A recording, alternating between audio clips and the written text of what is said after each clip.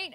Thank you so much, guys, for joining us. I see quite a few familiar faces, which is awesome because we want to see people learning skills from these meetups and come back again and learn some more. And over time, we want to see how many people actually find this beneficial. My name is Ritu Jain. I'm one of the organizers of this meetup community, but I'm not the only one. We actually have two more amongst this crowd. David. Oh, there he is, David. And then John, who is downstairs right now, I think. So he might be coming up in a bit. Oh, there's John. Thank you.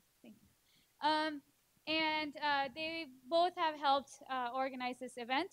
And just to give you a quick overview, people that are new to this event, just to let you know what the purpose of this meetup group is. This meetup group is not for startups. It's not for products. It's all about product management. So this meetup group only focuses on skills that are relevant to product management and ways for people that are trying to get into product management to figure out what's the best strategies and not.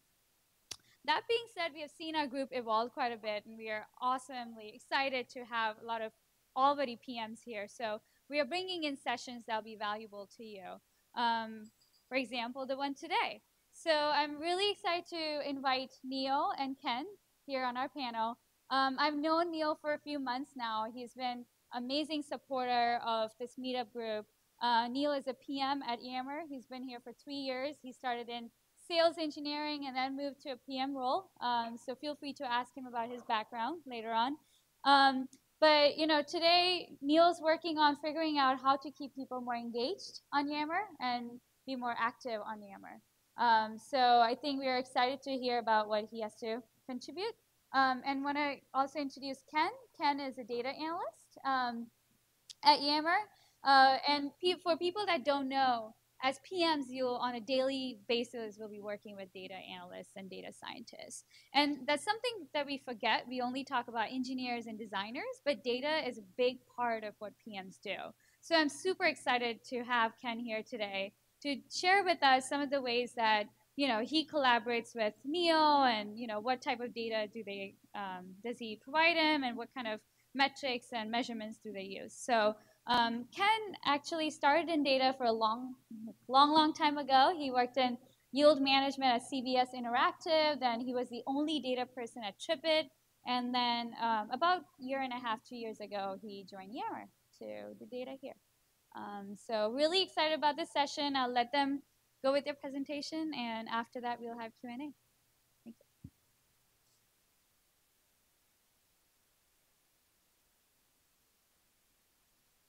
All right, thanks everyone for coming. By show of hands, who has played Skate or Die? Yeah, all right. Do you get this reference? Okay, good. We were worried that no one would get it. Taylor, it's not.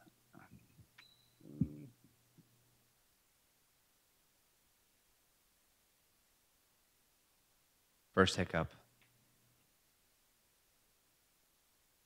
Yeah, clicker's on.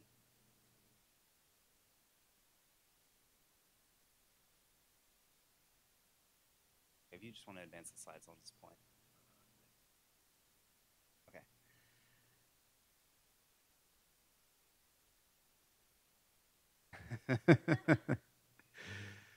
Okay, so what are we going to be talking about today? So tonight we're going to talk about how we use data at Yammer to make product decisions. So at Yammer, we believe a good product manager is right about a third of the time. A third of the time they're just completely wrong, and a third of the time their ideas are just neutral. Like I think of an idea, I ship it, and a third of the time it's likely to positively, in fact, impact the users. I like to think that I'm a little bit better than that, but as Ken has showed me many times, that's not the case. So in our quest to build the best product we can, we've incorporated, so we collect all this data, of course, but we've incorporated data analysis steps into all the different stages of our product management process. So from ideation to prioritization to running the project to success metrics. And today what we're going to do is go through kind of a case study or an example of a project that we ran where we use data and call out those places and go into a lot of detail about how we use data, why we used it, and what we learned from using it. Okay, so there are a lot of different ways you can use data, and the three that I think we're going to point out in this presentation are justifying features, making execution decisions, and determining success. So those are kind of in chronological order, and you'll see us go through those. Justifying features is when you have an idea, like I'm 66% chance that I'm going to be wrong. So we want to use data as much as we can to eliminate that possibility or reduce the chances that the idea that came out there, whether it came from me or whatever that I'm working on, is likely to be right and to have a good impact. So then execution decisions. The use case that we're going through, or the case study that we're going through today, doesn't have a whole lot of complexity to it, so we won't go to that much detail about it. But something that we use data for a lot is in the course of a project where we come up against something unexpected, like an engineer finds a new edge case that we hadn't thought about in the spec phase. How do we decide whether to address that edge case or whether to optimize for it? Is it like an edge case that a lot of users experience, or is it an edge case that almost no one experiences, so that we can kind of decide to provide a worse experience just because so few users will be affected? So finally, determining success. This is probably the part of data-driven or data-informed product management that people here are most familiar with, or at least have heard of the most times. That's where we ship an A/B test, we look at the results, and we determine the success or failure of the feature, whether they ship it to 100% or whether to not ship it at all, and iterate based on those results. Okay, so the first section, we're going to talk about how ideas enter our organization, and then how we use data in the process of ideation and justification of ideas. Okay, so at any given time, the company, so Yammer will be getting ideas. We'll be thinking of our own ideas as PMs and designers and researchers and analysts and marketers and salespeople. And also teams like user research will be running surveys and user interviews and talking to actual users about what their challenges are, what they don't understand, and what they need from Yammer in order to do their job. Also, salespeople will be talking to customers, and they'll be talking about, okay, I can't buy Yammer, I can't do the actual monetization thing with Yammer until you add feature XYZ. And in a B2B product like Yammer, it's something that you get a lot. Feature requests from customers who are kind of letting that deal renewal hang on the line until you address their concern. And also, kind of just to touch on Yammer a little bit more, we use our product instead of email mainly to communicate with each other, because we dog food our own product and we want it to get better over time. So what that breeds is a lot of product passion and a lot of opinions that are directed toward the product team to add features that people see in other products that they use in their consumer lives or even in their work lives that we don't have yet. So all these ideas are floating around, and it's very difficult, without data at least, to figure out which ones to prioritize. So data helps you find good ideas, but the reason I'm pointing out how many good ideas and how many sources those ideas have for us is that data kind of sets us free in a way. We get a lot of, I mentioned those customer requests, and in B2B companies that I've worked for before, customers demand things from us. But think about the demand that you can get when you're a B2B company. You sell to this organization, potentially thousands or tens of thousands, or in our case, a few that have hundreds of thousands of users at that company are using your product. And one person at that company who happens to have the job to talk to the salesperson who represents Yammer to them has an idea for a feature, and they're the one who says that they can renew the contract if you just add this thing. Data gives us this kind of backup or this justification that we can present to that customer and say, the feature that you're asking for, although it sounds like a good idea, is not, because your users aren't actually using the product the way that you think, the way that you're using it. So it helps us protect ourselves from what I think of as the vocal minority, and not in this like we hate the customers type of way, but we're trying to protect the users from the users that wouldn't take the time to provide us like verbal feedback from those that do take that time. So. So PMs consider every idea before we actually begin the process of thinking about including it in the product. So we, of course, try to exercise our own critical thinking when we get an idea ourselves or get an idea externally. We think about it and we think, is this going to work for the users? But moving straight from ideation to actually speccing a feature, even after that critical thinking process, is dangerous because you're subject to your own bias as a PM, how you use the product. So you almost become like that customer who's making a demand, but to yourself. So in order to be disciplined, before we even start speccing a feature, what we do is try to understand the problem and justify it using the data and also the user research that we have. And today we're focusing on data, but we could do like a whole nother one of these on user research. Okay, so that's kind of the intro. Moving into the next step.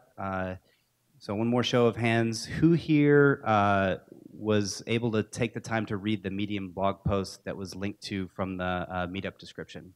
Did anybody read that? Okay, a bunch of people. Great. So I'm going to do a few quick slides of review on that, and this will kind of be redundant for you, but it's good that you prepared because you'll be able to understand better the next test that we ran after that test. So at Yammer, we obsess a lot over our sign-up flow because it's one of our main growth drivers. We're a freemium enterprise product. So when we get users in through the sign-up flow, they invite other users. If we can get them to the sign-up flow, they're likely to become users. So we test on it a lot. This is kind of a simplified version of our sign-up flow. User comes to Yammer, they enter their email address, they confirm their email in their email inbox, and then they enter their user profile information, they invite users, they join groups, and then they upload a profile photo, and then finally, after a few steps of friction, they're in the home page of Yammer. Okay, so what we did in a previous experiment that we blogged about is we thought, well, our sign-up flow has a lot of friction, and we were probably losing users as they go from step to step, because the more steps you have, the more users you'll lose, right? Because people will just give up, especially in a sign-up flow where they don't really know that much about your product.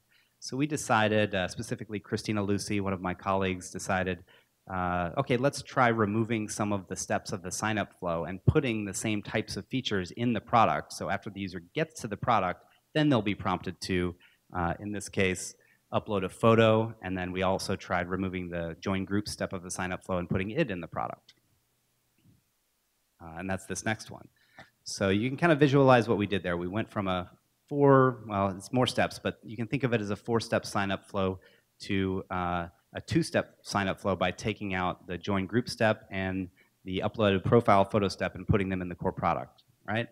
And we actually decided to run a 4-way test where we had the original 4-step sign-up flow, 2 3-step sign-up flows based on only removing one of the steps for each, and then the fully reduced, simplified 2-step sign-up flow.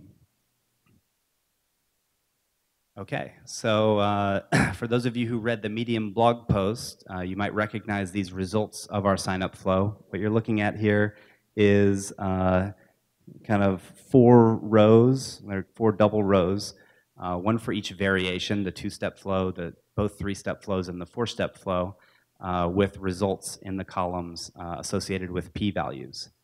So for anybody who did or didn't read the blog post, does somebody want to volunteer to summarize these results or try to analyze these results? I know I'm kind of going out on a limb.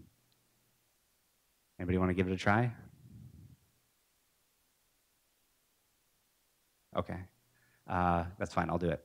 So, okay, so we have this highlighted section here where you can see we successfully kind of achieved one of our goals, which was to get more people through the sign-up flow. We increased that, the shortest flow was the best, I think. 4% more people got through it almost. But there are two other columns there, and I think Ken is going to go ahead and talk about those. Yeah, okay, this is on. Yeah, so when you look at a normal A/B test, you would, especially for the sign-up flow, the most common thing that you'd want to know is, did I get more users through the flow? And so based on that metric of success, you see it did exactly what it was supposed to do. And so you could just based on that say that this feature was a success. But when you really think about it, that's not really what we care about, right? So for our product, what we care about is that someone uses us again, preferably again, like in the long term. And so we have these other two columns because we don't just care about whether or not people got through the sign-up flow. We care whether or not they use us long term. And so basically what we've done is that we create these metrics that proxy for whether or not someone uses us 3 months from now. And so we don't actually do A/B tests on the scale of 3 months. We try to do it within a 2-week span. And so basically what we've done is we've done some analyses on the back end to figure out what kinds of metrics could we measure in a 2-week span that correlate really highly with whether or not they're going to come back, let's say 3 months from now. And so we tried a bunch of different kinds of metrics, and then 2 of the metrics are shown here. And so we have these 2 metrics called 1-day retention and 7-day retention. And in normal English, what that means is that we're calculating what percent of the given group come back to Yammer on their second day of being a user. So that's 1-day retention. And then 7-day retention is, did they come back between their second day and their 8th day of being a user? Okay? And so these are all just percentages, right? Like it's just what percent of those users did that thing. Okay? Does everyone know what a p-value is? Raise your hand if you know what a p-value is or are comfortable enough with it. Okay. Okay, so basically all you need to know with a p-value is lower is better. Okay? We don't have to get into the statistics of it, but essentially it's just a measure of whether or not the thing that you're looking at is based on just pure randomness as opposed to something that's real. And so the lower the p-value, the more confident that we feel that what we're seeing is a true difference. Okay, so that's all you really need to know about p-value. So you can see here that in the third column are the number of people that went through the sign-up flow went up, but you can see that in both our 1-day and 7-day retention numbers, you see a lot of negative numbers with p-values that tend toward 0, right? And so when you look in statistics or economics, a typical good p-value is 5%, and you can see that a few of these are actually below that threshold. So the gist of this is that we saw that fewer people got retained in these treatment groups compared to control, which is basically just the normal experience that we had before. And we don't believe that that's purely random chance. And so based on this, we believe that this might not actually be a good feature as a whole for Yammer. Right. We did not ship this. And it's a good example, and the reason that we decided to write a blog about it is because of these types of results where we achieved the feature goal of getting more people through the sign-up flow by shortening it, but at the expense of 2 of our most important metrics, 2 of our metrics that are most correlated with the most important thing that we have identified for our product, which is that users use it for the long term. Okay, so we have results, which were disappointing, but we learned. So that's an important thing too. You can learn more in the test failures oftentimes than you can in the successful tests. So we learned, we tried to conclude qualitatively like why this would happen. Why would users, be less retained when they had to fill out less information to get into the product? And the leading theory is that users were becoming like committed to Yammer during the sign-up flow process. They were being kind of onboarded and familiarized with some basic Yammer concepts, and also the data that they entered created a better landing experience for them. So if we get them to join groups, for example, before they come into Yammer, then they're in groups as soon as they get to Yammer, and their first experience is inherently more relevant because they have something interesting to look at that's tailored to them. So we also ended up with a general belief that improving our sign-up flow can still result in more users. We did increase the throughput rate. So it's possible to increase the throughput rate of our sign-up flow, but that trade-off was just too much to swallow of those negative impacts to 1 in 7 day retention for new users. Okay, so at this point I have to do a quick aside and talk about some kind of terminology things. I hate doing this in talks, but it didn't fit anywhere better. So we actually have 2 sign-up flows. One of them is the organic sign-up flow, and one of them is the viral sign-up flow. When you sign up for a product organically, what that means is you found their login, their sign-up landing page via a search engine or marketing like click-through, or somebody told you about it and you just typed in the website into your browser. And for us, our organic sign-up flow is what I mentioned before. Enter your email address, go to your email inbox, activate by clicking on that email that we send you automatically, and then go through the steps that we just talked about. We also have a viral sign-up flow, which is really important for our growth. Anywhere in the product, sign-up flow or otherwise, you can invite another user or a set of users or import your contact list, and then choose to invite your colleagues who then just get an email, and then as soon as they click through from that email, they go straight into the viral sign-up flow. The same steps, but they don't have to enter their email address and go through that jarring activation process. So believe me, that's going to become relevant really soon. Moving on, so we're still interested in increasing the throughput of our sign-up flow funnel. Okay, thinking about that, let's think about our sign-up flow. We tried removing steps. We did increase throughput, but we had a negative experience with that. What ideas could we come up with that don't involve removing sign-up flow steps that could increase the throughput of the sign-up flow and not make it so users lose their commitment when they go through it?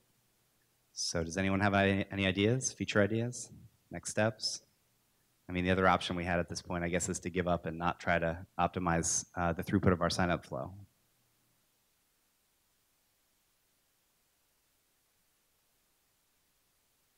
Good idea, yeah. So 2 ideas from, what's your name? From Jackson are you could reorder the steps. So maybe the steps are confusing in the way that they are, or what have you. Or you could add steps and just try to capitalize on that theory that the more that you make the user do, the more invested they'll be and the better experience you can give them. So that's a good idea. Any other ideas? Uh-huh.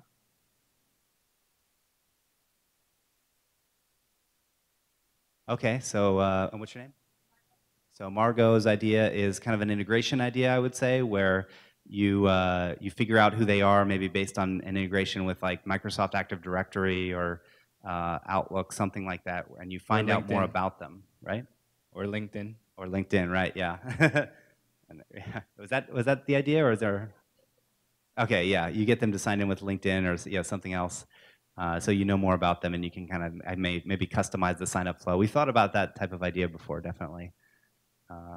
Yeah.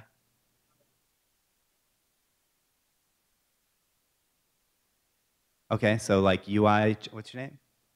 Oh, Jonathan. Yeah, I met you earlier. Sorry. So yeah, you can play with the UI and the design, the user interactions, make it more slick. Add some more asynchronous stuff happening. That would be an interesting way to try to improve throughput. Mm-hmm. Mm. Yeah, good idea. We actually do have a group suggestion algorithm, but it's really simple. So Peter's idea is to improve the group suggestion algorithm. So when they get to that step, they feel like maybe the product is actually more relevant for them than they even knew. There's one over here.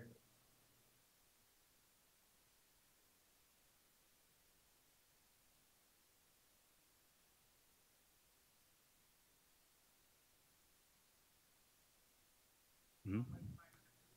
Uh-huh.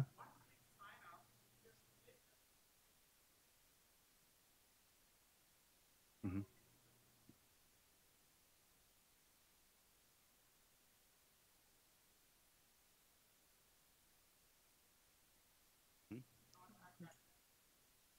What's your name?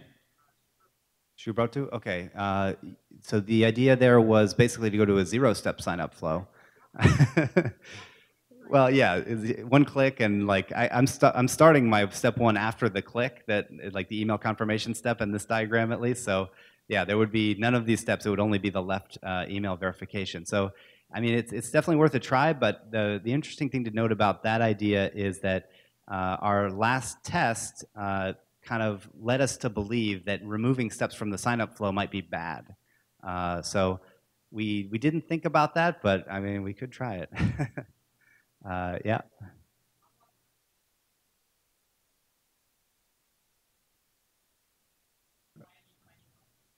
Okay, so like better explanations. Okay, so the idea is as they each for each step showing them what's going on in why we're what we're doing with this data, something like that.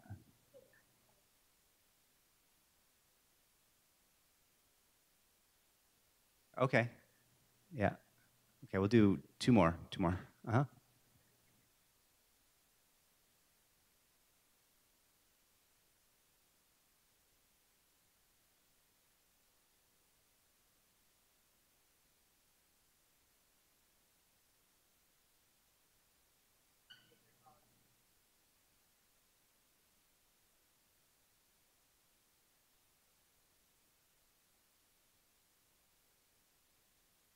Yeah. So the idea is when they enter data early on in the sign-up flow, use that data to customize the sign-up flow for them along the way.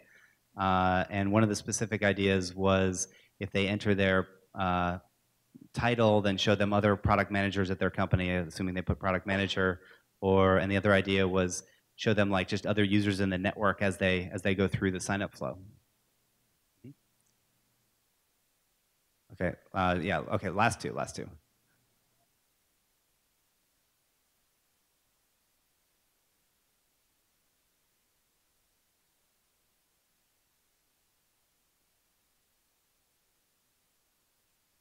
I didn't quite get that last part of that.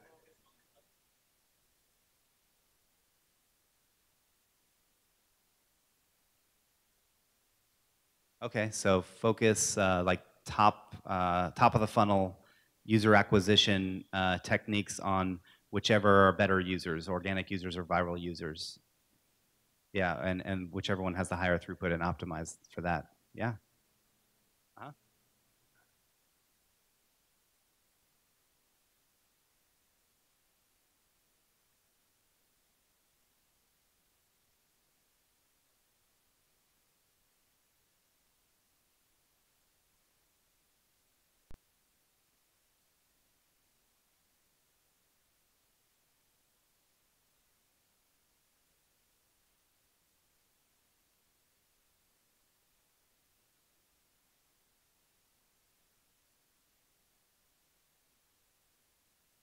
Yeah, so kind of questioning the correlation versus causation of the test results. So trying to, what's your name? Simon is offering another explanation of the test results that we are kind of interpreting as less steps are bad, but that's an oversimplified version. Ken, do you want to kind of comment on that Yeah, one? remember that that was done under an experimental basis, right? So they were completely randomized to begin with. So there was no bias in the way the groups were created. So yeah, but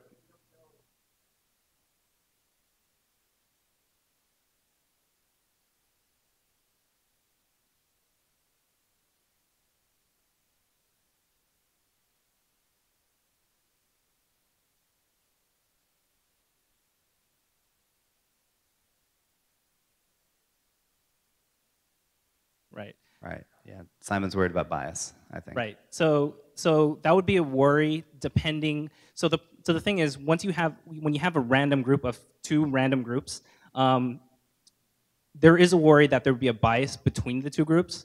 But we try to make sure that we set up the test in a way that you have enough sample size such that those biases tend to cancel each other out. And so under experimental conditions, we try to make sure that we control for those kinds of biases. What is a good sample size? That is a difficult question to answer. So there's no right number, right? Like, it also depends on the feature, right? It also depends on kind of where you are in terms of your product. So smaller startups tend to have a harder time because they don't have the sample size to really do rigorous A/B tests. And so, I mean, what we do is we try to make sure we do the test, but we try to learn something from it. And if we learn nothing from it, then that might not be a bad thing. But there are times where you actually have a test where you have a crazy drop in some metric, and even if you have some weird p-value, some relatively high p-value like a 0.3, you just sort of have to go with it, right? Because a little bit more than you did before, but it's not going to the data is not going to answer it perfectly for you. And so this is getting back to our whole being data informed, not necessarily data driven. Data is not perfect, but we try to learn as much as we can from it. So it's really hard to say what is the right sample size, but the right sample size is use what you got and try to do a 50-50 test, especially if you don't have good sample size. Yeah, and just my simplistic way that I think about it is the higher the sample size that you have, the better p-values you'll end up with, and also the shorter the test will have to run for you to get results that have a low enough p-value for you to really be confident in using those to make decisions. Okay.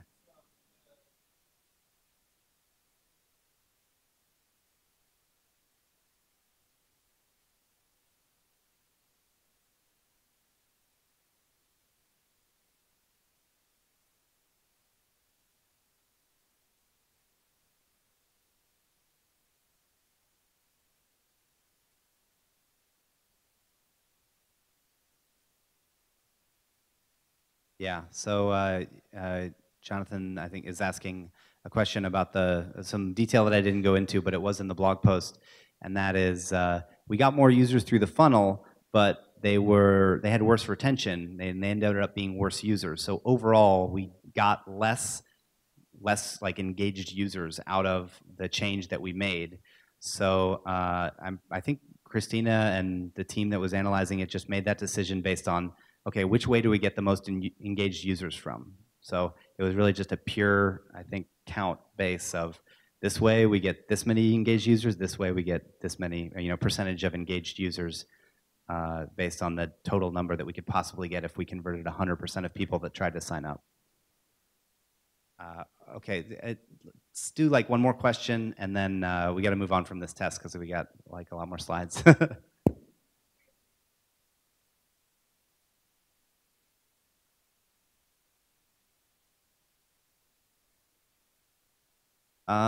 That one, so the one where we remove steps, I don't think so. So Ken wasn't the analyst on that one. It was the one, what's that? Yeah, so typically, so I'm not really sure what happened on this test, but typically when we do a sign-up flow test, we'll look at the different flows and break it down and see if there are any differences. There are differences in general between organic signups and viral signups, but they're fairly consistent in terms of treatment versus control behaviors. And so in that sense, it's okay. Yeah. Okay, Taylor. Good. Okay, so what idea did we actually come up with? So what we decided to do, if you remember the last version of this slide, the one before, that big red check thing was on the left. What we decided to do was try moving the email activation step to the end of the sign-up flow, something really simple. And our theory was that when a user signs up and they have to wait for an email to get to their inbox and leave the Yammer context to go to their email inbox and click through on that activation link and then go into the sign-up flow, that's just a really like abrupt way to start out. And since we have this theory that users get more invested in Yammer over time as they go through the steps of our sign-up flow, we thought, hey, why don't we put the good stuff, the easy stuff at the beginning, and then put the email activation stuff at the end. Okay, so that was our feature idea. So let's try to justify it. Okay, so first justification is not even data. We come up with ideas all the time, you know, that weird slide with all the light bulbs on it. What is the vision of this company? So Yammer is trying to be a primary communication tool that you use to get work done. Our feature idea seems aligned with that.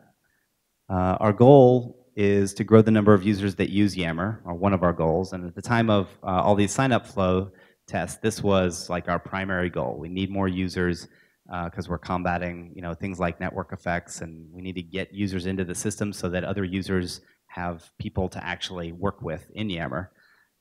So then the problem statement that we came up with for a lot of these sign-up flow tests is we're losing too many users in the sign-up flow. Okay, so how important is this actually?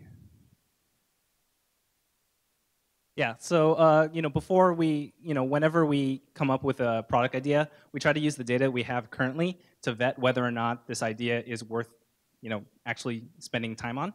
And so one of the things that we could do is, you know, using the current data. Here we have a retention curve. Basically, what this is tracking what % of users stay with the product over time. And is this months? This might actually be weeks. Sorry about that.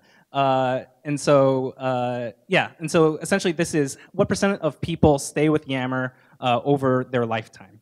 And so there's this sort of natural, you know, friction that occurs, like, you know, you forget about a product at some point, you know. And so, you know, you have a lot of people drop off in the beginning, but then, you know, they start to tail off. And so this is a pretty typical retention curve that you see. And so what I have here is basically two graphs. One is for the organic people and one for viral people.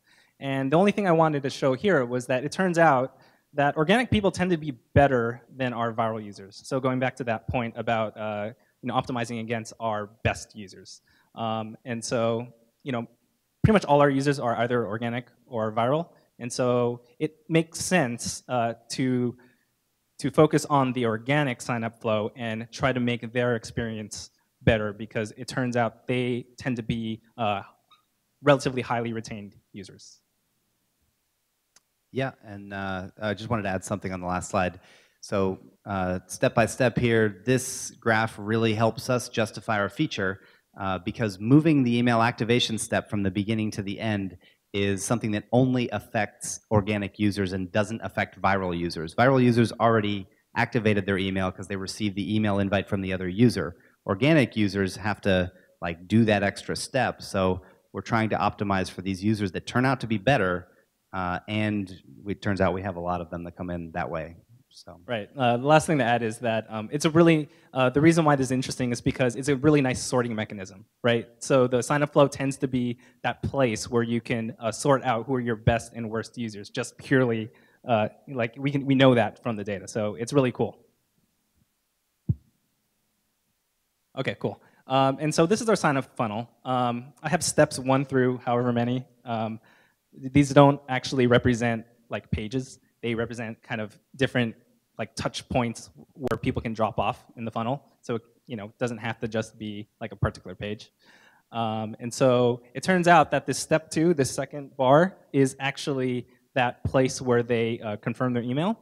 And so you could see that, relatively speaking, throughout the entire funnel, that we lose the most people at this particular step relative to all the other places. So it's not a bad idea to experiment on this particular piece of the sign-up flow. And so, you know, when we look at this, it's, you know, not a bad idea.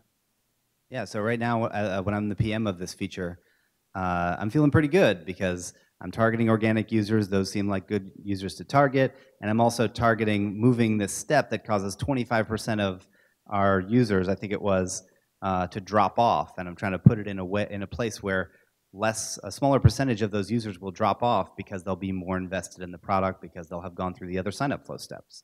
So feeling good. Yes. So those are the two main reasons why we think that this is a pretty good project to look at.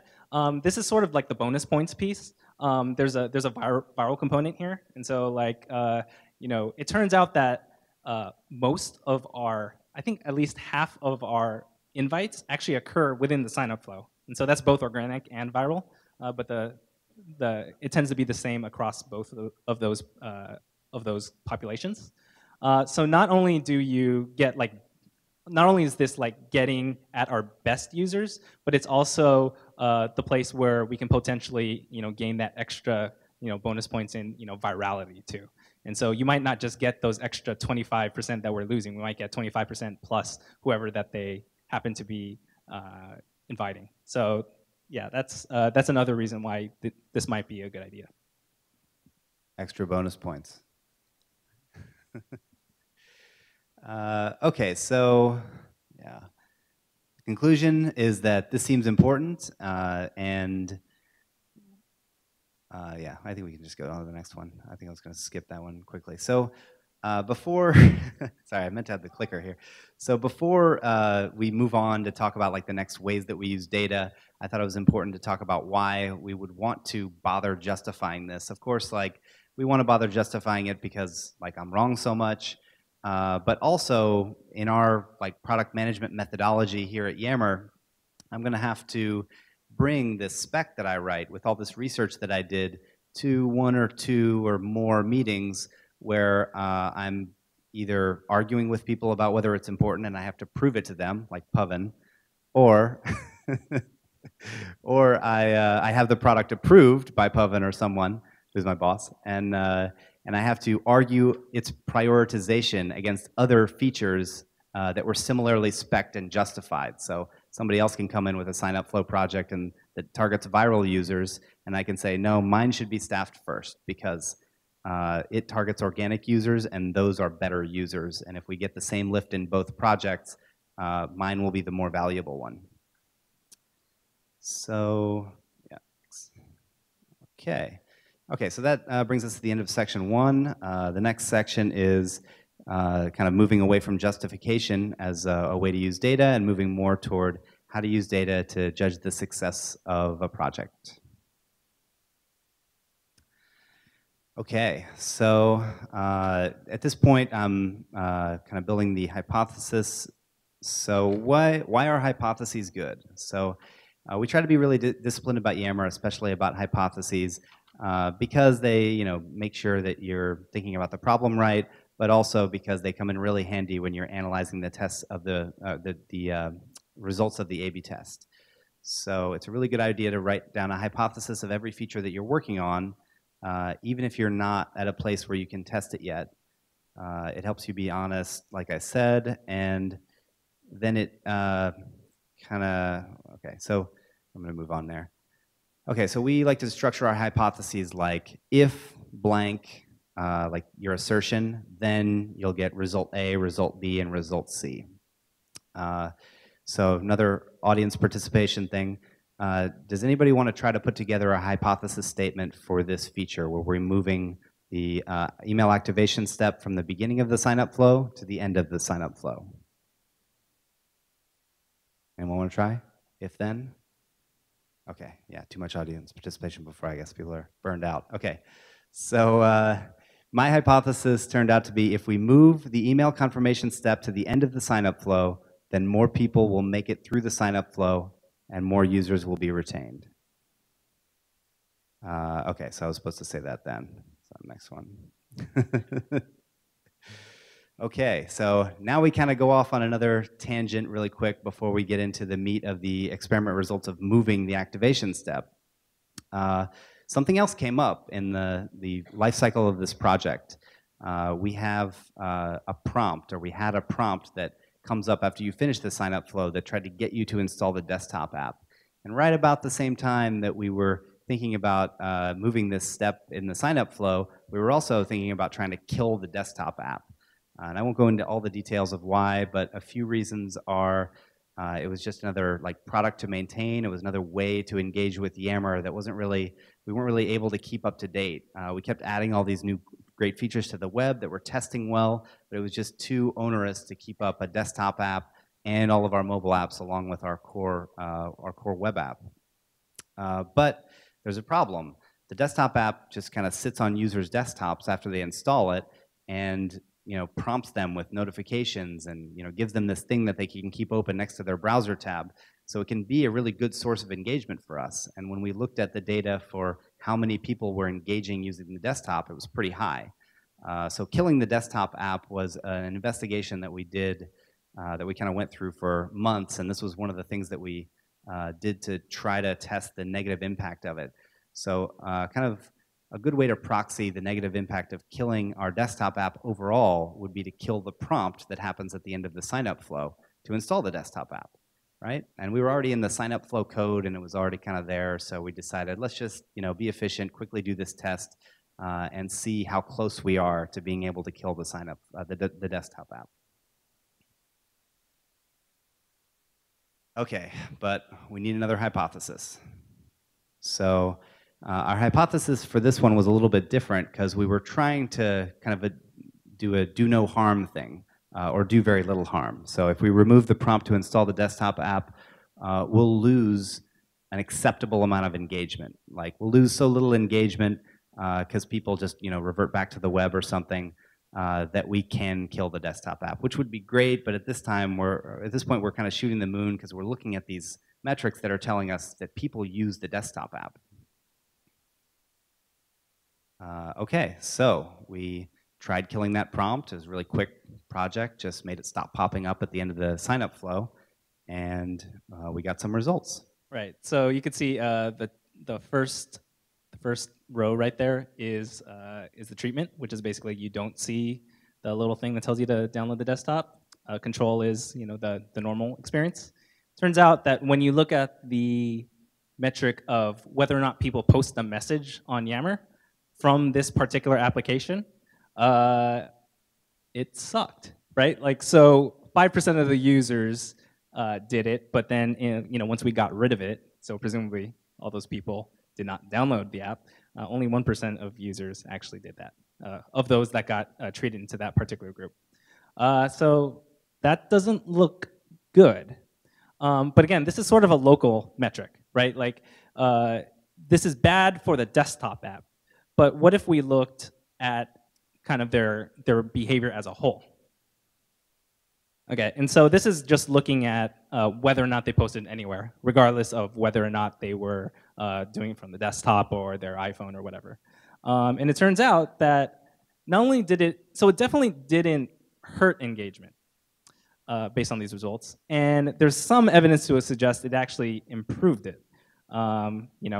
There's some theories about that. But yeah, you could see here that, 20%, so number one, 26% of users actually post something, which is good, and you notice that that's a lot smaller than the 5%, right? And so yeah, so it turns out that the hypothesis that we had was correct. We didn't actually hurt ourselves as Yammer just by getting rid of the desktop.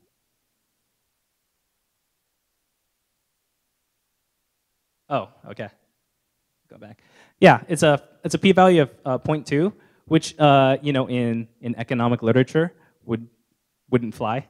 But we live in the real world where you don't get great p-values, and so we do so we typically look around a p-value of 0.3 just as a rule of thumb, not necessarily because it's rigorous, but because it gives us some semblance of confidence in it.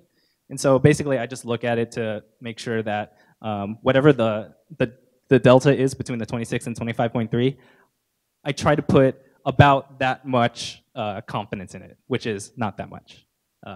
But I think what's most important is knowing that engagement didn't go down, right? And so that's kind of the key thing that we wanted to learn from it. Is there another question?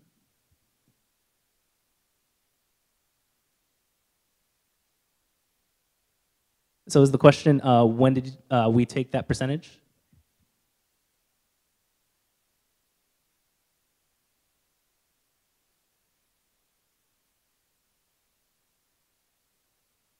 Right, right. So yeah, that is an up.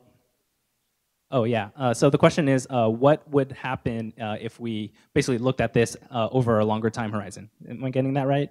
Whether or not it would go down maybe like 2 months later. Yeah, that's a good question, and that's kind of a limitation that we have with our 2-week uh, time windows.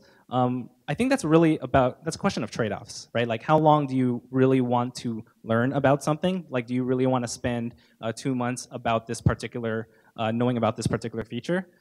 Um, you know, it's not necessarily a hugely impactful feature, especially if only like 5% of people are using or posting from the desktop app. And so that's really a question about trade-offs, right? Like we try to make our best guess based on what data that we do have in that 2-week span, and then move on, because there's always something else to be trying, right? And so it's really about product trade-offs.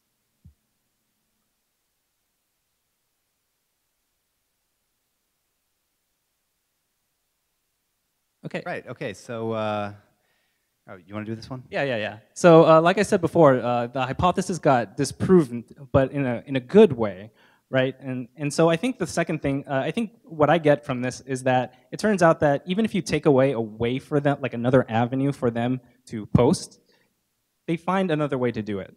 And so I think that's the thing that we learned, is that maybe that we were worried that we would lose that extra avenue, but it turned out they would find a different way, in that the desktop probably wasn't as impactful as we thought it was.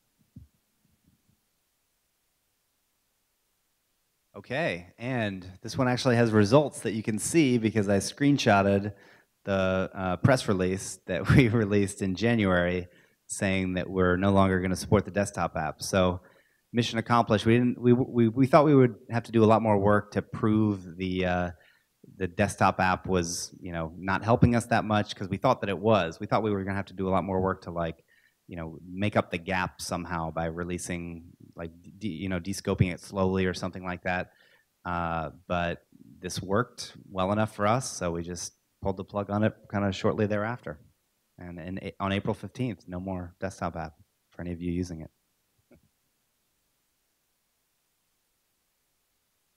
Okay, so now we get to the A/B test results of the actual feature. So kind of stepping out of that kill the desktop app tangent, we're back into moving the email confirmation step from the beginning of the sign-up flow to the end. Okay, yeah. So the first thing I measured here was I just wanted to see what percentage of the people actually ended up activating and clicking that little activation link on their email.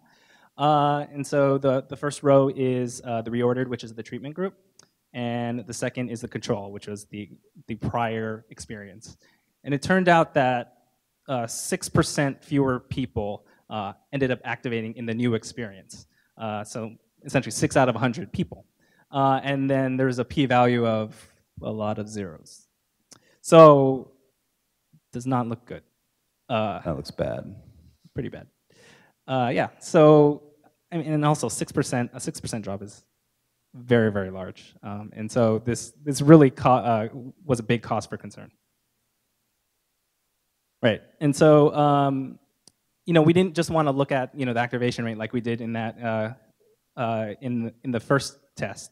We also wanted to look at some semblance of engagement, of whether or not people are actively using us. And so we have this metric called days engaged, and basically what that is it's counting how many distinct days that someone uses Yammer. And the reason why we use that metric is because it actually ends up being our best metric that correlates with long-term engagement. And so we've done that analysis before in correlation. And so we use this in our test to proxy for that. And even here, you see the very, very similar results. That in the treatment group, we ended up having fewer days engaged per user than in the control setting. And the p-value tells us that this difference is significant, like very, very significant. So that's also worrisome, right? Like not only did we get fewer people in the funnel, but we also observed that fewer people engage. We observed fewer, like a lesser intensity of engagement of our users. Oh, there's a question. How do you calculate days engaged? So that's how many unique days that they use the product in the given time frame. So if it's a 2-week test, that's how many days they engage during that 2-week test time frame in treatment versus control. Okay, so Ken went through most of this already, but yeah, I mean, there's also the qualitative interpretation of the results. Every time you get a set of A/B test results, you try to explain it to yourself to try to figure out why the users would act like this, because they're obviously so frustrating. Okay, so so what happened? We moved the activation step later in the process, and they engaged less. So we looked deeper, and the best conclusion we could come up with is that it's kind of this chain of logic where less users, so we move this call to action to the end of the sign-up flow that tells the users to go check their email. The problem with that is that until they check that email and activate their account, they have no opportunity to engage with Yammer. So moving that to the end of the sign-up flow after we just lost a bunch of users to each of those successive steps meant that less users saw that call to action.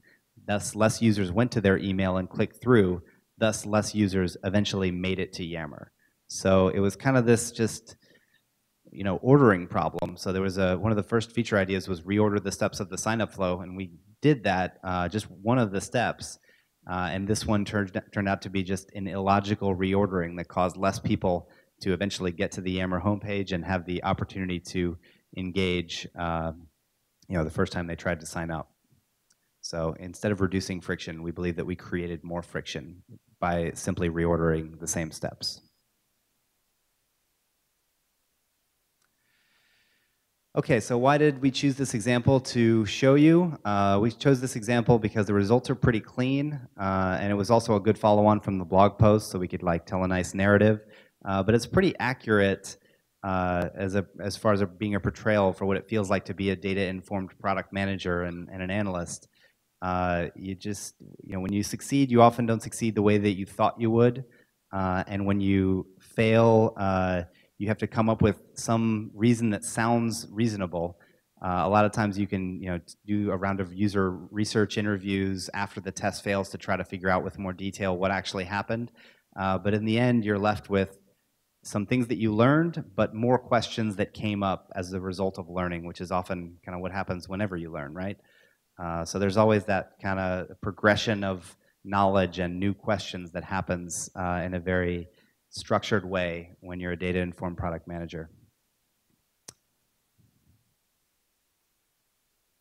So, okay, this is kind of our next step slide, and Ken, I think you're gonna. Yeah. So the question is how can you use what we learned maybe in your everyday if you happen to have felt like you've learned something about this. I feel like there's sort of for me as an analyst, there's an underlying assumption that sort of underlies this whole talk, which is it assumes you log data, right? And so that's kind of the most important part, for me, is that when you log data, you're able to do all these analyses. But if you don't log data, it's really hard to get this kind of stuff up. And so, so first thing is log data. We have a great logging infrastructure to support our analytical needs. Yeah, and so it's not just about logging data, but we also have a really robust, reporting system and tool set that allows us to do this and iterate and query things very, very quickly. And so that's very, very important and something that I can't stress enough is so important for analysis. Right. So the second thing is about choosing your own metrics. So we showed some of our metrics. Those might not be correct for your particular product, though. And so I don't want to assume that like our days engaged is right for your particular company.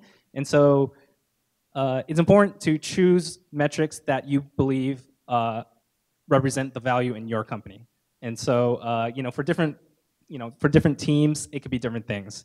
So, for example, we're actually working a lot with people within the Microsoft organization to help them define their metrics. And so, a product like Outlook might have completely different metrics and value than Yammer does. And so we're actually going through that same process and trying to make sure that we're defining it in ways that make sense and provide value for their users. Yeah, and so I sort of touched upon this earlier about the data-driven versus data-informed. Data is not like the output for what we do. It's an input to the decisions that people like that Neil makes. And so we want to make sure that we don't, we're not too cocky about data. And I feel like that's a trap that many analysts can get into. That is that we religiously believe in the data. So I do basketball and analytics for fun, and so it turns out that there are a lot of people in the sports community that sort of are that way, that they believe so strongly in the data, but a lot of the data is very, very fuzzy, and your data collection process might be faulty. And so to understand that data isn't God is I think very, very important to know.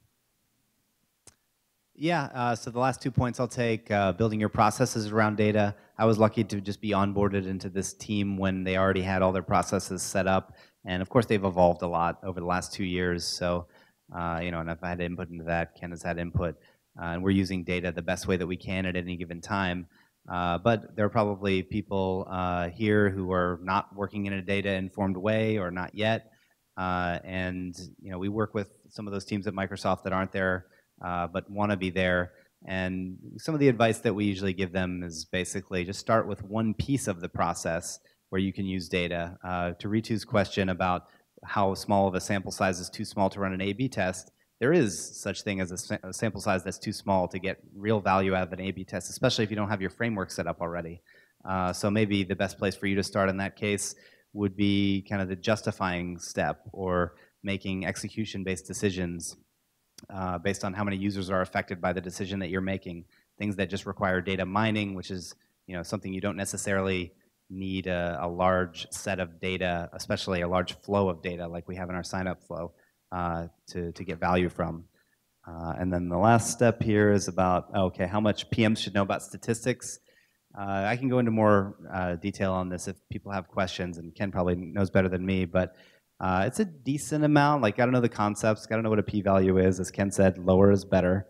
But like, I don't know how to calculate a p-value, so sorry, I don't Ken. really either. Okay, I think there's like p-value, open parenthesis or something in Excel. So I think I could do that, but as an equation.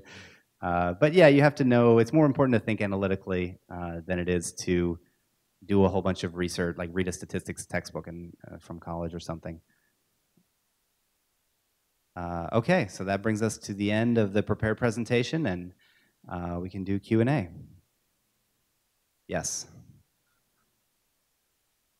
Going back to the p-value discussion, to me, like I've kind of just picked the number of like 0.1 for the test that I run as a threshold, kind of thinking that 0.05, which, as you said, like is kind of the standard in economics literature, is probably too strict for our purposes at a startup in particular. But the 0.3 that I saw you guys using was much higher than I expected. So I guess, one, I was wondering if you can say a little bit more about that. And I was also curious if we could do like a quick poll within the room to see what others use. Sure, okay. So, all right, put your hands up if you're doing like data analyses that have p-values associated with the results. Okay, only a few. All right, so keep your hands up. No, keep them up, because then we're gonna like count down from the numbers. So who thinks 0.1 is, wait, which direction should I go? I should start at the top and go down, yeah. Who thinks 0.3 is too high to be useful? Keep your hand up if you think 0.3 is too high. All right, keep your hand up if you think 0.2 is too high to be useful. All right, keep your hand up if you think 0.1 is too high to be useful. Okay, so 0.1. Right. So that's a good question. I think the question really revolves around what your data looks like, right? So different metrics will have different distributions, and therefore the different. I'm getting really data here, but different distributions will have different kind of widths, right? And so p-value might look really, really weird depending on what you happen to be calculating, and so that's the whole 0.3 thing that I said as a rule of thumb, it was more as just a way for us to kind of gauge like where our starting point is for how much trust we should have, right? It's not really, it's not a rule. It's just we need to learn something, and we know that we have these particular metrics that tend to be very noisy. And so one example of a noisy metric is we have invites, right? Invites tend to be very, very noisy because one dude could invite 100,000 people. It has happened, and so these things you start losing the assumptions that underlie the p-value or the t-test is the correct way to say it. And so like at that point, then you sort of get into these questions about is this the right test you do?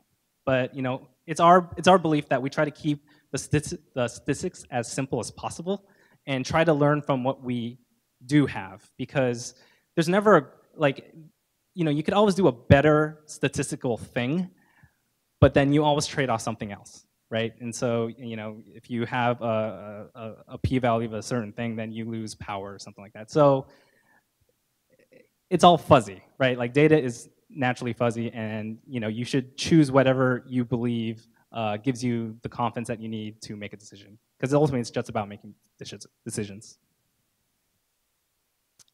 More questions? All right. Oh, next right there.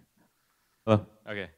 I'm just curious for you guys at Yammer, so going all the way to the beginning, the hypothesis or ideation, like you guys have a really widely used product, so many levels. Must be a million things you could test and could start working on as a PM, as a data guy. How do you prioritize that from the beginning? How does this kind of, the things you want to test, how do you guys decide on that? Right. So we try to justify early before we write the spec, but there is that that stage even before what we touched on, which is how an idea is even considered to become getting justified, like to be worked on, because it requires effort for us to think about the cases and for them to run queries and for us to analyze the data together to justify it. So before that happens, it's a little bit like a lot of institutional knowledge. So a lot of the PMs and analysts just remember and have these opinions of the product and our users based on previous test results and user research surveys and studies. And so we just use those anecdotes from those old, that we've accumulated along the way to guide our product intuition and hopefully start working on features that become justifiable and then eventually win their tests. But then, yeah, a lot of it is just even more soft than that, just product intuition, maybe a little bit of looking at what other companies are doing now to stay current and figure out what's working in the industry. But just, yeah, thinking that it's a good idea and then taking the effort to bear that out. Yeah, from the data perspective, we try to spend most of our time not necessarily trying to figure out what we should work on, but what we shouldn't work on, because sometimes that's just as important. And so we're going to be talking about this next week, about what we shouldn't be doing, in my opinion. So we try to use data to use that and try to cut down projects that we know won't do anything. And so that's really what we try to do. Yeah, I don't think we've made this clear, but almost all of our interactions are arguments by design. It's not really, it's like how we collaborate, but it's a give and take.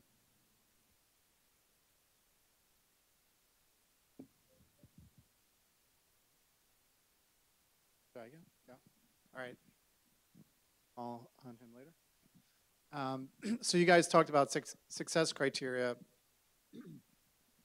it seemed like you create success criteria in terms of your hypothesis, but there's no percentages that are spoken about, like how you expect engagement to grow by certain percentage points. Is that by design? Because there are people, there are product managers who really define specific success criteria. Not only do they say we're going to increase the retention, but we're going to increase the retention by 5%. Is this something that's your own approach, or is it pushed by Yammer? How does that work out?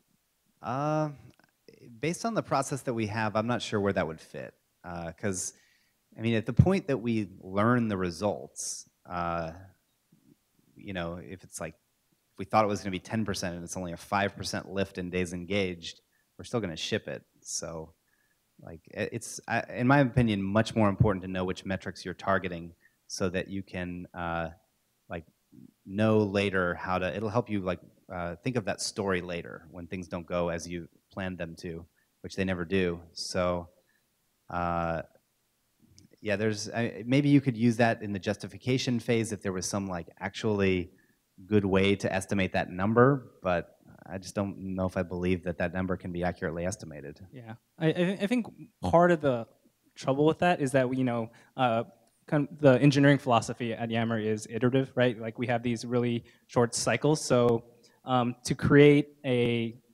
say to create a 5% lift in something would be very, very difficult. But I think you're correct in the sense that we could create some sort of target of like, I want to lift metric A by 0.5%. That's something we've talked about, but that tends to be also hard to forecast, right? Because that's sort of arbitrary too, like that I want to lift this particular thing by 0.5. It's like, why is 0.5 good, right? And so that really, you know, I feel like that gets a little subjective, right? And so the beauty of the A/B test is that you know that it's better than the current version, and sometimes that's good enough. And especially in an iterative cycle, sometimes it's better not necessarily to try to hit a target, but to move on to the next thing that we believe will move some other metric.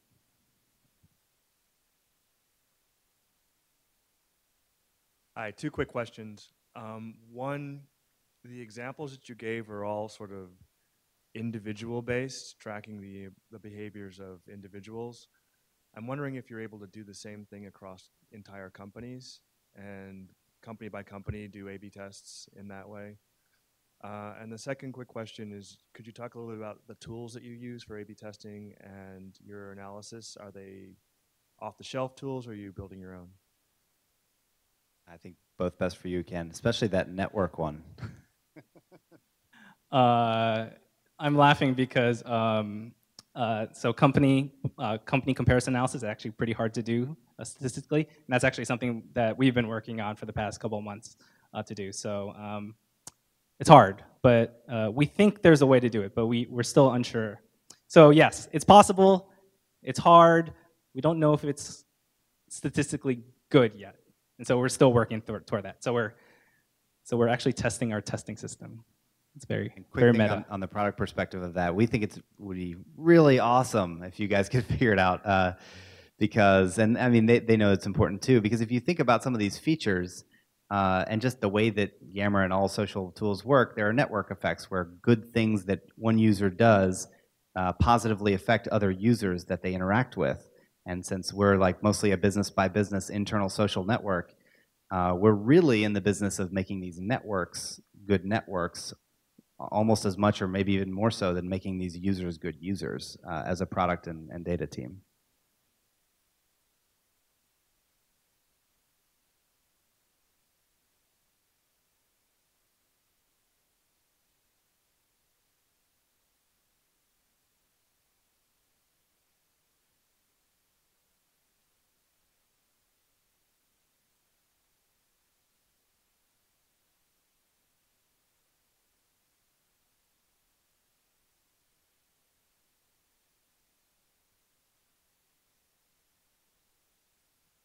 He made some good points about things like a strong leader in a company causing the network to be more healthy and other things like that. And we have anecdotes about that, and I personally believe that that's true, but right now it's just not possible to verify it with data. And then there was another question about tools. Yeah. The second thing about tools, everything is built in-house. So we have our own logging framework. We have a reporting system that's all in-house built. We have a tool that allows us to query and do a lot of other crazy things too. So yeah, everything's in-house.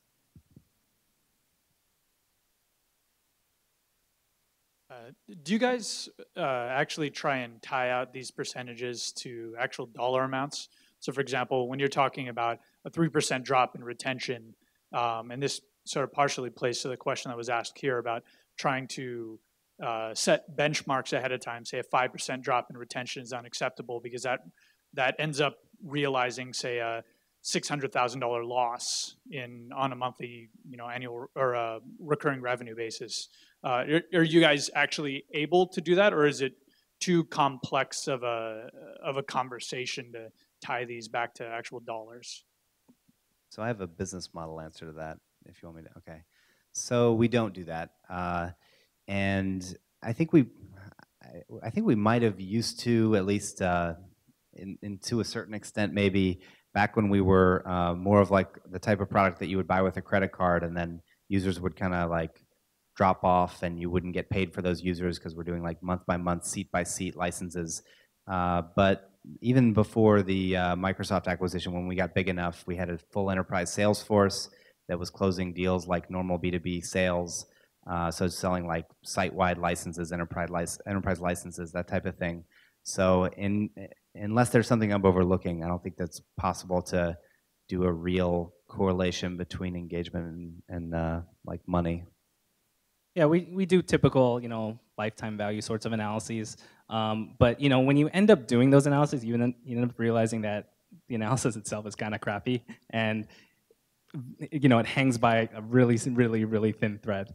And so we put about as much weight in it as we believe in the analysis, which is not that much, right? And so we try to make sure that whatever metrics we do use, that would be the ideal, right? Everyone wants like the dollar value, but the reality is that, the world is very difficult, and there are a lot of causal things that we cannot track that might actually be the real reasons why someone buys, right? And so those things tend to mess up those sorts of analyses. And so, it's in my opinion, the better thing to do is to try not to do those analyses and do an analysis that you feel a little bit more confident in.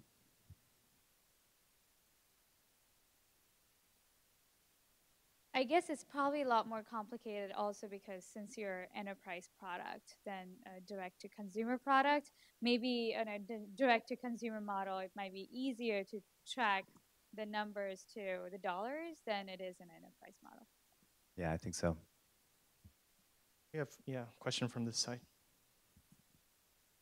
I have a question in reference to the last test that you guys ran about the sending the email at the end or the beginning. I guess that, if I understood correctly, what you guys concluded is that by sending the email on the second step, even if the person dropped on the later stages of the sign-up process, maybe later they would come back and see the email and continue with the process. Did you guys try asking the person to check the email on the last step, but still sending the email on the second step, so the person wasn't aware of that he was receiving the email early on? Right, so we actually did send the email right away. Our hypothesis or our theory after the test failed was that it was the CTA to check the email being moved to the end that was that caused more friction and caused the test to fail. So, yeah, we were on the same page. Did you guys send the email on the second step or the first step? The first step. So, right, yeah. Right. So the sending of the email occurred at the same point in both of the experiences, but the difference was really the call to action was moved to the end. Okay. The call to action to go check it. Yeah. Regarding the statement you made before, regarding the analysis correlating to the dollar amount, you said that sometimes, looking at the trends, it's whether you believe it or not. Am I correct? Sorry, can you repeat like that? looking at the different trends or different analysis, sometimes you have to look at it at face value. It could just be believable or not believable. It's all subjective, right? But with that said, then, if for me, I would want to do this kind of analysis. The reason why is because, yes, you may not know the causes of different trends, but when you see like drops or highs, that will drive you to do research and find out why causes those highs and lows. Would that be correct or no? Yeah, looking, especially in the absence of sample size, and if for whatever reason you can't do A/B testing, looking at just trends is not a bad thing to do, right? That's a really nice starting point. Where you start to falter is what data are you collecting, and there might actually be some biases in the data because of what you happen to be observing, right? And so you tend to observe the things that people do, but you don't actually observe what people don't do. And so, depending on what you happen to be calculating, a trend could lead you in the wrong direction potentially. And that's why we do not just these sort of trend analyses, but we also do experimentation because it controls for those biases. So randomization helps us control for those things. Neil, Ken, it's almost 9. Are you guys okay taking about 2 more questions? Yeah, we're good.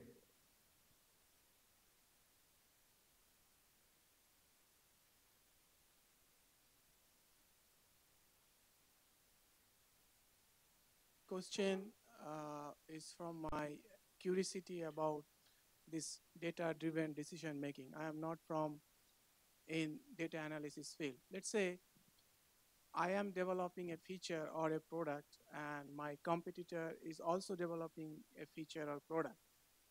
And we are using the data to make the decision. And since it's the data, definitely it won't lie. So both of our product or the feature will have the similar things.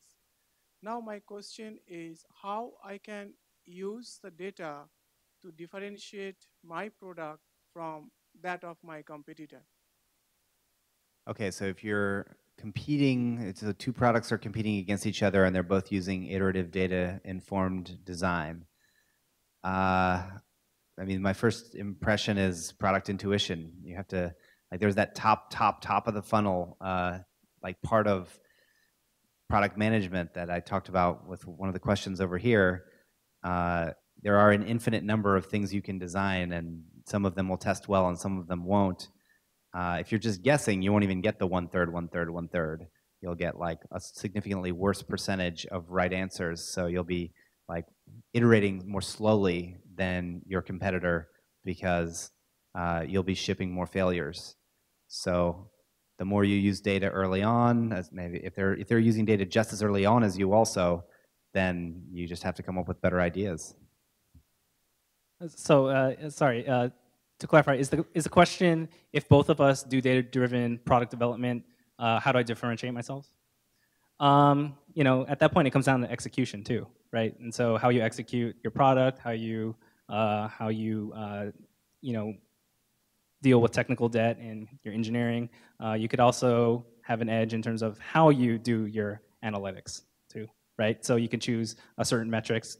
You could log better. You could log more data. So there are a lot of things, not just it's easy to say at the strategic level that we do the same things, but at the execution level, there are definitely differences between companies. This is our last question from the audience.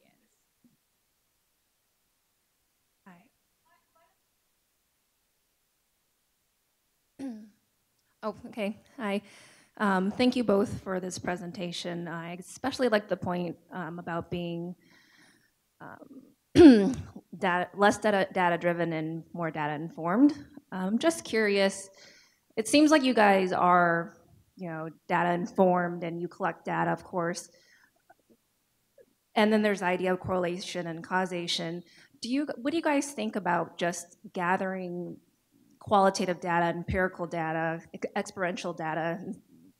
Do you guys do any of that? Like reach out to the people and say, well, what did you guys think about the sign-up process instead of just looking at the pair data of when they dropped off? Oh, we definitely do a lot of that. We have a user research team that I, as a product manager, engage with in some similar ways, but also some different ways throughout the life cycle of any idea that becomes a project. And today's presentation was focused on data, so I didn't mention the ways that I work with them at all, or not very much at least. But then also, just like the data team, the user research team goes off and does their own like empirical studies to try to help Yammer, Yammer's employees know what our users are feeling, what their challenges are, why they're slow to adopt Yammer sometimes, what parts of the product are confusing to them, because data can't tell you everything. We need like those anecdotes, and then we even like sometimes do data analysis on qualitative user research to a certain degree. And I know Ken's team also works closely with user research team in like collaborative study efforts and that type of thing too, that he can probably talk about.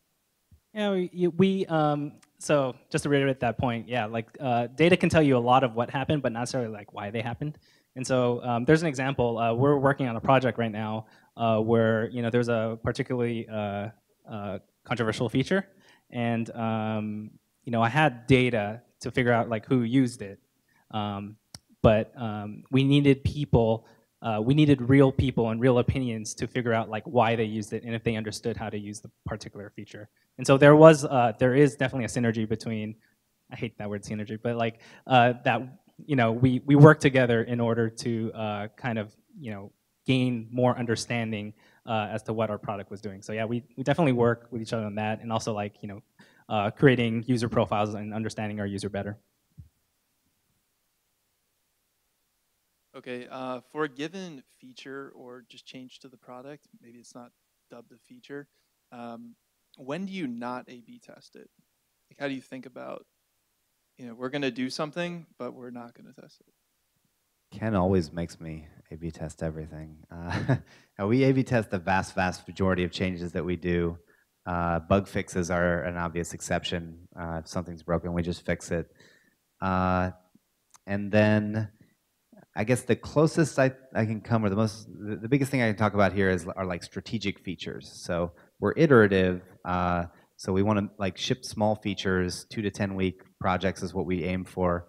But sometimes we want to make a bigger change to the product than we can reasonably expect to execute in 2 to 10 weeks, right?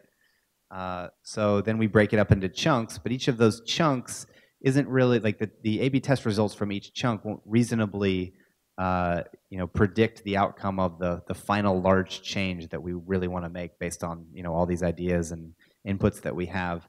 So we still will usually or always or almost always A/B test those iterations, but we just won't always say, okay, we need to move core metrics up in this iteration because because it's strategic. We can deal with flat results or maybe even a small drop because it's getting us closer to a bigger test that we want to run and a bigger thing that we want to learn. I don't know, Ken, if you had anything to add about A/B tests. Yeah, especially A/B test does have some cost, right? You have to wait 2 weeks for results, and so there's some class of projects that I think are really stupid and really shouldn't be A/B tested. So especially minor like places where there's text that really don't matter.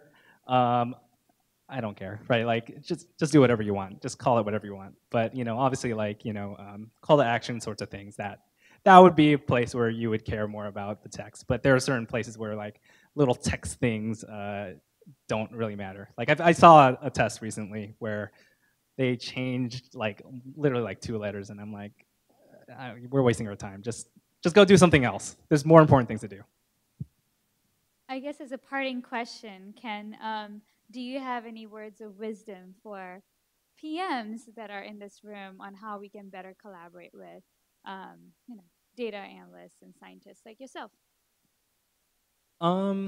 Yeah, like I don't think the answer is necessarily to know statistics. I think it's really to kind of engage in the whys and ask why is it that you believe this way? Why? And I guess just learn from them, like learn how they think about the world, because we tend to think about the world in different ways. Product managers tend to be a little more strategic than we do, and so kind of seeing their perspective and seeing and I guess understanding randomization maybe is kind of important, and bias is important too. And so if you have a good understanding of that, you can talk to analysts pretty well. Cool. Well, thank you guys so much for taking time and talking to us tonight. So thanks a lot for being here. In closing, I want to say a few things. If you haven't had a chance and you want to go through this exercise again, you should definitely look at Neil's blog on Medium. It's actually phenomenal, and that's why I wanted him to come speak about this, because I feel like these are day-to-day skills that we can apply at our jobs as PMs.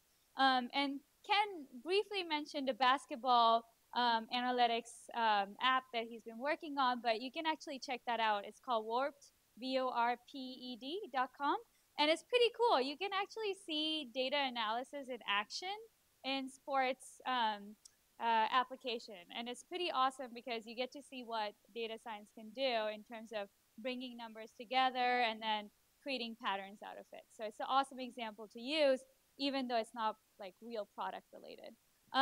With that, I want to really thank you guys for hosting us as well at Yammer. You guys have been an awesome supporter. Thank you for dinner and awesome drinks that you have offered. Again, I'm not the only one who's been working on this. David and John has been working really, really hard on making sure that we have engaging sessions and the right logistics for these meetup events. So if you guys have any comments, suggestions, please grab us and, let us know what you think. Also, we have a survey online on meetup.com. We're just gathering some of your inputs to make this event or this organization even better. So take some time, go there, ask some questions. One last thing I did want to address before we left is that, Yammer has a lot of the tools that are built internally, but I do know that there are PMs that are testing out tools. So if you get a chance, talk to each other. I use Chart.io to collect data and actually create charts. That helps me in my processes, and I use Optimizely. So it'll be awesome to hear from others what they use too. So, thank you. Let's give a big round of applause.